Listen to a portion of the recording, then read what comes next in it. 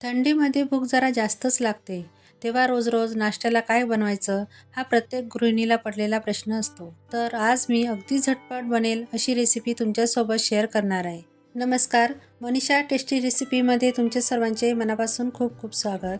आज आपण नाश्त्यासाठी कोणतीही पूर्वतयारी न करता पटकन होणारी सोयाबीनची पौष्टिक आणि सोपी रेसिपी बघणार आहोत. जे सोयाबीन खात नाहीत त्यांना यात सोयाबीन आहे हे कळणार सुद्धा नाही.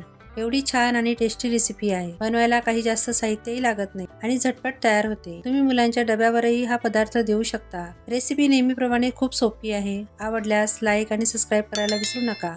चला तर मग रेसिपीला सुरुवात करूया. आता सुरुवातीला आपण सोयाबीन भिजवून घेणार आहोत. त्यासाठी इथं मी 1 वाटी सोयाबीन घेतलेले आहे. सोयाबीन तुम्ही लहान मोठी जशी हवी तशी घेऊ शकता आणि सोयाबीन तुम्ही तुमच्या आवडीनुसार कमी जास्त घेऊ शकता. आता सोयाबीन भिजवून घेण्यासाठी इथं मी गरम पाणी करून घेतलेलं आहे. तुमच्याकडे जर वेळ असेल तर तुम्ही थंड्या पाण्यातही भिजवू शकता, पण सकाळच्या नाश्त्यासाठी करायची असते त्यामुळे थोडी घाईच असते. त्यासाठी अशी गरम पाण्यामध्ये भिजवून घ्यायची आहे आणि 5 मिनिटं अशीच पाण्यात ठेवायची आहे. आता बघा मस्त अशी फुगून तयार आहे सोयाबीन वडी.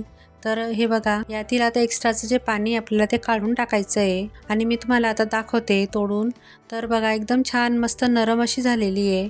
आता इथं मी एक्स्ट्राचं जे पाणी होतं ते काढून टाकलेलं आहे आणि त्यामध्ये थोडंफार पाणी शिल्लक राहिलं तरी काही हरकत नाही. आता आपल्याला याला मिक्सरमधनं बारीक फिरवून घ्यायचं आहे. तर मी 2 बॅचेसमध्ये हे सोयाबीन बारीक करून घेणार आहे. तर मी अगोदर थोडेसे मिक्सरच्या भांड्यामध्ये हे सोयाबीन टाकून घेते आणि नंतर अजून दुसरी बॅचमध्ये मी हे बारीक करून घेणार आहे.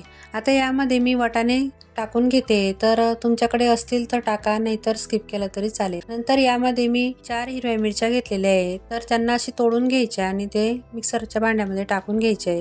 हिरवी मिरची तुम्ही तुमच्या आवडीनुसार कमी जास्त करू शकता. लहान मुले जर खात असतील तर तुम्ही ती स्किप केली तरी चालेल. नंतर 8 ते 10 लसणाच्या पाकळ्या, 1 इंच आल्याचा तुकडा तेही टाकून घ्यायचं आहे आणि हे पाणी न टाकता मिक्सरमधनं बारीक करून घ्यायचं आहे. तर आता बघू शकता इथं मी मिक्सरमधनं बारीक करून घेतलेलं आहे. तर हे काही जास्त असं पेस्ट वगैरे याची करायची नाही आपल्याला. तर हे चरचरीत तसंच बारीक होतं. आता मी हे एका बाउलमध्ये काढून घेणार आहे. तर तुम्ही याच पद्धतीने हे बारीक करून घ्यायचं आहे. तुम्ही यामध्ये अजून काही हिरवी पालेभाजी असेल तेही बारीक करून घ्यायची. याची पेस्ट करून घ्यायची. खूप छान टेस्ट लागते याची. तर आता मी दुसरी बॅचही याच पद्धतीने मिक्सरमधनं बारीक करून घेतलेली आहे आणि तिलाही त्या बाउलमध्ये काढून घेतलेली आहे. आता यांना चांगलं एकजीव करून घ्यायचं आहे आणि आता आपल्याला यामध्ये अजून काही जिन्नस टाकून घ्यायचे. तुम्ही यामध्ये तुमच्या आवडीप्रमाणे पालेभाज्या किंवा दुसऱ्या भाज्याही टाकू शकता. आता यामध्ये मी एक मध्यम आकाराचा कांदा बारीक चिरून घेतलेला होता तो टाकून घेतलेला आहे. थोडीशी कट करून घेतलेली शिमला मिर्च टाकून घेतलेली आहे. नंतर थोडीशी बारीक चिरलेली कोथिंबीर घेतलेली आहे. नंतर यामध्ये 1 चमचा जिरेपूड, अर्धा चमचा धना पावडर, अर्धा चमचा हळद, नंतर पाव चमचा लाल काश्मीरी तिखट, नंतर 2 पिंच एवढं हिंग टाकून घ्यायचं आहे आणि पाव चमचा गरम मसाला टाकून घ्यायचा आहे. नंतर चवीनुसार मीठ टाकून घेतलेलं आहे. तर हा नाश्ता पौष्टिक होण्यासाठी या पद्धतीने मी यात काही मसाले आणि कांदा वगैरे काही भाज्या टाकून घेतलेल्या आहेत. आता हे मिक्स करण्याआधी आपण रवा आणि बेसन पीठ यात टाकून घेणार आहोत. तर ते किती घ्यायचं त्यासाठी इथं मी 1 बाउल घेतलेलं आहे आणि त्यामध्ये मी आता रवा टाकून घेणार आहे. तर रवा मी इथं 1 मोठी वाटी घेतलेली आहे. त्याचा अर्धी वाटी मी रवा घेतलेला आहे आणि त्याच वाटीने पाव वाटी इथं मी बेसन पीठ घेतलेलं आहे. म्हणजे आपण जेवढा रवा घेणार आहोत त्याच्या निम्मे आपल्याला बेसन पीठ घ्यायचं आहे. नंतर यामध्ये मी तांदळाचं पीठ टाकून घेणार आहे. तर तांदळाचं पीठ फक्त मी 2 चमचे टाकून घेतलेलं आहे. नंतर यामध्ये चवीनुसार मीठ टाकून घ्यायचं आहे आणि अर्धा चमचा हळद टाकून घ्यायची आहे. तर मीठ आणि हळद यासाठी आपण जे आधी मिश्रणामध्ये हळद आणि मीठ घेतलेली ते फक्त मिश्रणापुरतीच होती. मग आपण पिठाचा अंदाज त्यामध्ये टाकलेला नव्हता म्हणून मी यामध्ये मीठ आणि हळद टाकून घेतलेली आहे. आता रवा बेसन पीठ व्यवस्थित मिक्स करून घेतलेलं आहे. तर हे एक प्रकारचं प्रेमिक्सच आहे. तर ते मी हे जे मिश्रण आहे त्यामध्ये टाकून घेतलेलं आहे. तुम्ही यामध्ये बेसन पीठ किंवा ही रव्याच्या कमीच घ्यायचं. नंतर आता यामध्ये मी 2 चमचे भरून दही टाकून घेतलेलं आहे. दहीचं प्रमाणही अगदी बरोबर आहे. 2 चमचेच टाकायचं. जास्त प्रमाणातही टाकलं तर ते जास्त आंबट होतं आणि दही घेताना फ्रेश दही घ्या. आता हे व्यवस्थित मिक्स करून घ्यायचं आहे. नंतर आता त्यामध्ये आपण पाणी टाकून घेणार आहोत आणि हे मिश्रण व्यवस्थित भिजवून घेणार आहोत. ज्या वाटीने रवा मोजून घेतला होता त्याच वाटीने मी पाणी टाकून घेतलेलं आहे. तर आपल्याला जास्त पातळही किंवा घट्टसरही नाही ठेवायचं आहे आपल्याला. तर मी तुम्हाला पुढे दाखवते. तर मी आधी 1 वाटी पूर्ण पाणी यामध्ये टाकून घेतलेलं आहे आणि व्यवस्थित मिक्स करून घेते. आपण यामध्ये दही टाकल्यामुळे यामध्ये सोडा किंवा इनो टाकण्याची अजिबात गरज नाही आहे. तर आता बघा हे व्यवस्थित मिक्स झालेलं आहे आणि अजून मी यामध्ये थोडंसं पाणी टाकून घेणार आहे. तर त्याच वाटीने मी अजून थोडंसं पाणी घेतलेलं आहे. साधारण 1 ते 2 चमचे टाकून घेतलेलं आहे. तर आपल्याला जास्त पातळ वगैरे करायचं नाही आहे. तर याच पद्धतीचं हे आपल्याला बॅटर तयार करून घ्यायचं आहे.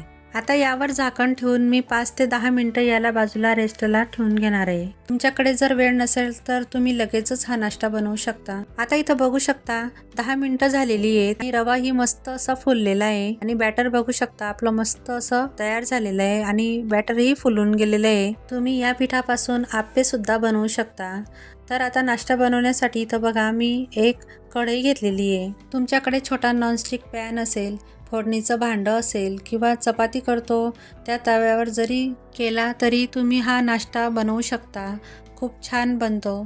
तर आता बघा त्या कढईमध्ये मी 2 चमचे तेल टाकून घेतलेलं आहे. ते व्यवस्थित पसरवून घेतलेलं आहे. नंतर पांढरी तीळ त्यामध्ये मी थोडीशी टाकून घेतलेली आहे आणि 2 चमचे हे जे मिश्रण आहे ते टाकून घेतलेलं आहे आणि चमच्याने असं व्यवस्थित ते पसरवून घ्यायचं आहे. आता आपण त्यावर झाकण ठेवून 2 ते 3 मिनिटं याला व्यवस्थित वाफ देऊन घेणार आहोत. तर बघा आता 2 ते 3 मिनिटं झालेली आहेत आणि व्यवस्थित वाफ दिली गेलेली आहे. जे वरचं आवरण आहे ते व्यवस्थित कोरडं झाल्यानंतरच आपल्याला हे पलटवून घ्यायचं आहे. आता मी वरतून थोडीशी तीळ आणि थोडंसं तेल टाकून घेतलेलं आहे आणि मगच आपल्याला हे पलटवून घ्यायचं आहे. तर एकदम व्यवस्थित पलटलं जात आहे, अजिबात चिकटलेलं नाही आहे आणि त्यावर मी अजून परत झाकण ठेवून 2 ते 3 मिनिटं परत त्याला वाफ देऊन घेतलेली आहे. तर बघा मस्त अशी वाफ दिली गेलेली आहे आणि मी आता त्याला परत पलटवून तुम्हाला दाखवते.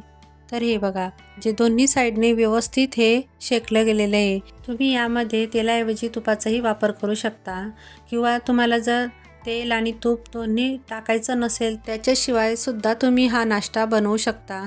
तर आता या पद्धतीने दोन्ही बाजूंनी मंद आचेवर असं उलटपलट करत हे व्यवस्थित वरतून क्रिस्पी होईल तोपर्यंत हे शेकून घ्यायचं आहे. तर आता बघा 2 ते 3 वेळा मी हे उलटपलट करून घेतलेलं आहे आणि किती छान असा आपला हा नाश्ता तयार झालेला आहे. कलर किती छान आलेला आहे. आता मी परत थोडंसं त्यामध्ये तेल टाकून घेतलेलं आहे आणि थोडीशी तीळ टाकून परत आता 2 चमचे बॅटर टाकून घेतलेलं आहे आणि वरतून थोडीशी तीळ टाकून घेतलेली आहे.